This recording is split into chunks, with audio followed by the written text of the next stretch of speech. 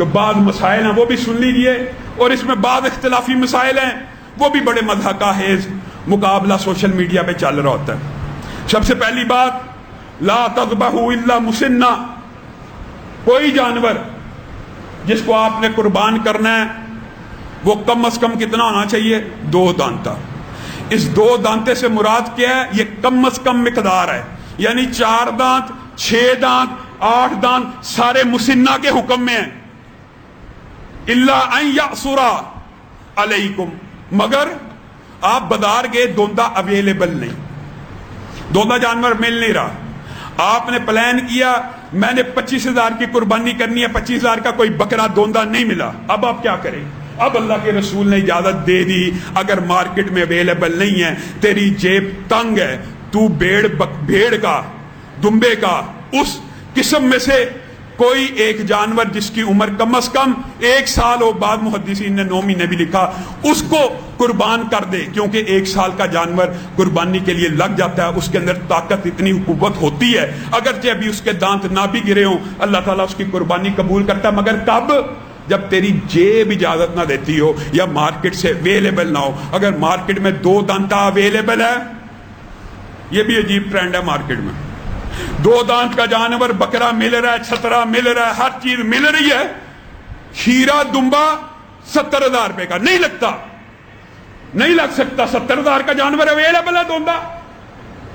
اگر تو صرف اس بنیاد کے اوپر کھیرا 2 دانت سے کم کرنا چاہتا کہ خوبصورت ہے، بڑا ہے، صرف 2 دانت کے جانور کی قربانی ہوگی، اور اس سے اوپر جتنی عمریں ہیں سب کی قربانی جائز ہے۔ نمبر 1 بات یہ سمجھ لیجیے۔ نمبر 2 بات، کانا نہ ہو، لنگڑا نہ ہو، اور اتنا کمزور نہ ہو کہ کھڑا ہو تو پتہ لگے ابھی گرا ہے، ابھی گرا ہے، ان کی قربانیاں نہیں لگتی۔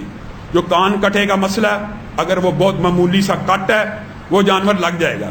اب آئیے اس معرکۃ العراء مسئلے کی طرف، جس کو بلا وجہ اختلافی ایسے شو کیا جا رہا ہے جیسے بڑا کوئی عقیدے کا مسئلہ ہے۔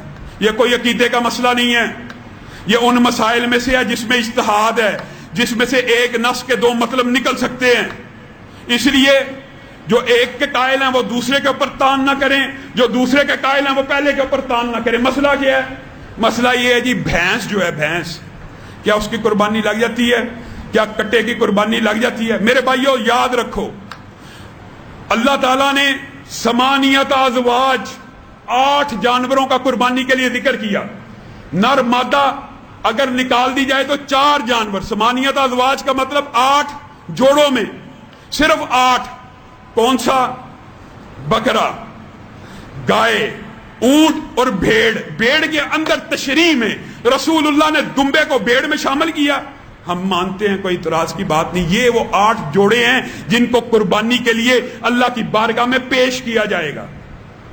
بعض لوگ یہ سمجھتے ہیں کہ ہر حلال جانور کی قربانی جائز ہے، نہیں میرے بھائیوں، ان 8 کے علاوہ ہر حلال جانور کی قربانی جائز نہیں ہے۔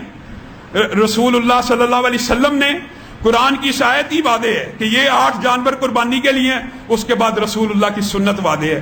کیا رسول اللہ نے ہرن کو قربان کیا؟ ہرن حلال نہیں؟ حلال ہے۔ جب حلال ہے تو قربانی بھی ضروری ہے؟ نہیں ضروری، ہوگی ہی نہیں۔ ہرن کی قربانی نہیں ہو سکتی، 12 سنگے کی قربانی نہیں ہو سکتی، پاڑا کی قربانی نہیں ہو سکتی، اڑیال کی قربانی نہیں ہو سکتی۔ یہ جتنے جانور، سینکڑوں کی تعداد ہے حلال جانور، حلال جانور تو سینکڑوں ہیں، کیا سب کی قربانی ہوگی؟ نہیں، صرف ان 4 جوڑوں کی، یعنی 8 کل نر مادہ ملا کے اور 4 جنس کے اعتبار سے، یہ مسئلہ ہے۔ اب اس مسئلے کے اندر اختلاف کیا پیدا ہوا؟ اختلاف یہ ہے جی، جو بھینس ہے اور کٹا ہے، کیا یہ گائے کی قسم ہے یا نہیں؟ یہ اختلاف ہے، معمولی سا، عام فہم سا، یہ کوئی فقہ حنفی اہل حدیث کا اختلاف نہیں ہے، یہ بھی سمجھ لیجیے۔ اہل حدیث کے اندر دونوں طرف جید علماء، احناف کے اندر جید علماء، بریلویوں میں جید علماء۔ اختلاف کیا؟ لغوی اعتبار سے، آیا جو بھینس ہے کیا وہ گائے کی قسم ہے بھی ہے کہ نہیں؟ ایک بات میں کہنا چاہتا ہوں میرے بھائیوں، جو کسی سپیشی کی قسم اور نسل ہوتی ہے بالعموم، اس کا یہ کلیہ ہوتا ہے کہ اس کے ساتھ جفتی یعنی انٹرکورس اور جمع ہو جاتا ہے۔ گائے کا بھینس کے ساتھ کبھی انٹرکورس نہیں ہو سکتا، حتیٰ کہ گھوڑے کا گدھے کے ساتھ انٹرکورس ہو جاتا ہے، کیونکہ سائنٹیفکلی اور جینیٹیکلی ان کی فیملی اوپر جا کے ایک ہے۔ اور گائے اور بھینس کی فیملی ایک نہیں ہے. میں یہاں پہ ایک بات ضرور کہنا چاہتا ہوں, یہ بات کھلے دل سے کہہ رہا ہوں, جس کو ہمارے دلائل بہتر لگیں وہ اس کو راجع سمجھے. جو اس بات پہ متفق ہیں یا ان کو یہ دلیل کافی ہے کہ بھینس جو ہے وہ گائے کی شکل کی ہے اور لغت میں اس کو بھی گائے کہا گیا اس لیے کر لینی چاہیے, ہمیں ان کے اوپر بھی تان و تشنیع نہیں ہے, کوئی تانا نہیں ہے. لیکن بات سمجھانے کے لیے یہ کہہ رہا ہوں کہ بھینس تو پانی میں رہتی ہے, بھینس کا ایک مخصوص, دو مخصوص, تین مخصوص کلر ہوتے ہیں. گائے ہر کلر میں ملتی ہے, پانی سے بھاگتی ہے.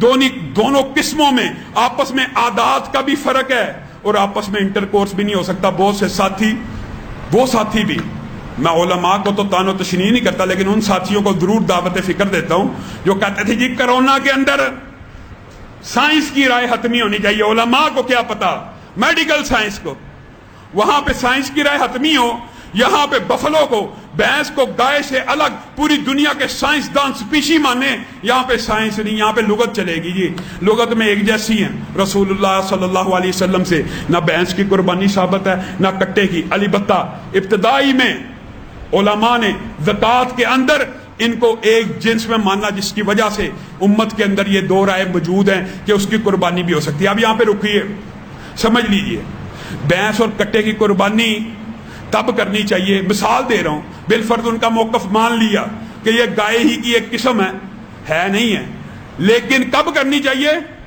جب مارکیٹ میں گائے ختم ہے, جب مارکیٹ میں اونٹ نہیں مل رہا, جب مارکیٹ میں بکرا چھترا دمبا نہیں مل رہا, پھر آپ یہ اجتہاد کریں کہ یہ بھی گائے کی ایک قسم ہے, اس کو بھی قربانی میں ڈال دیا جائے, تو بات کہیں سمجھ آتی ہے. لیکن جب مارکیٹ میں وافر وہ 8 جوڑے جن کو اللہ نے نام لے کے آپ کے لیے کہہ دیا قربانی میں صرف یہ 8 جوڑے لگیں گے, آپ کو چاہیے آپ صرف انہی 8 جوڑوں میں رہیے. کیا اشکال, یہ کیا وہم, اس طرح کی باتوں میں نہیں پڑنا چاہیے. اللہ رب العزت جو کہا گیا جو